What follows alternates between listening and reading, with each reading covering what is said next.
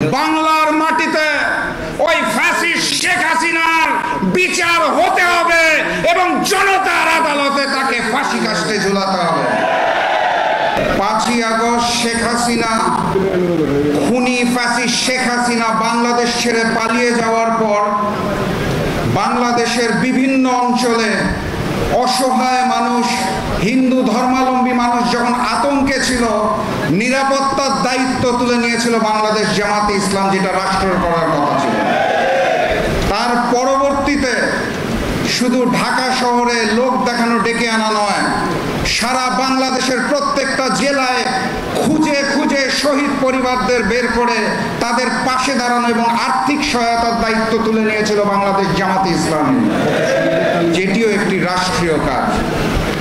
ছাত্র সংগঠন ইসলামী ছাত্র শিবির শাহবাগের মতো জায়গায় একটি কক্ষের ভিতরে ইন্টারন্যাশনাল লেভেলে জুলাই আগস্টের শহীদদের স্মরণে একটা প্রদর্শনীর আয়োজন করলো। আমার দেখার সৌভাগ্য হয়েছিল। দায়িত্ব তুলে নিয়েছিল জামাত ইসলাম, ইসলামী ছাত্র শিবির।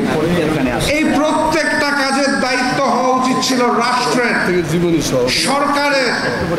আমার আজ বলতে দ্বিধা নাই, যদি এই অন্তর্বর্তী সরকারের বদলে বাংলাদেশ জামাত ইসলামকে দায়িত্ব দেওয়া হতো এই ফ্যাসিস্ট শেখ হাসিনা এবং আওয়ামী লীগের গণহত্যার বিচার করতে, তাহলে বাংলাদেশ জামাত ইসলাম এই 6 মাসের মধ্যে বিচার করে দেখিয়ে দেবে।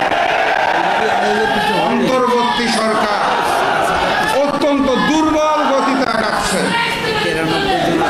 আমি স্পষ্ট ভাষায় জানিয়ে দিতে চাই, বাংলার মাটিতে ওই ফ্যাসিস্ট শেখ হাসিনার বিচার হতে হবে এবং জনতার আদালতে তাকে ফাঁসি কাস্টে ঝুলাতে হবে।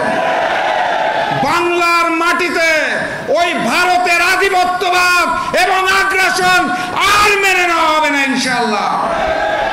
শহীদদের কসম, শহীদ পরিবারদের অশ্রুর দাগ এখনো শুকায় নাই, দাগ এখনো শুকায় নাই।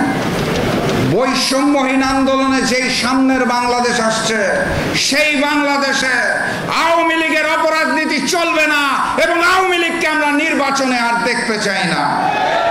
সংগ্রামী সাথী এবং বন্ধুগণ, বক্তব্য দীর্ঘায়িত করব না।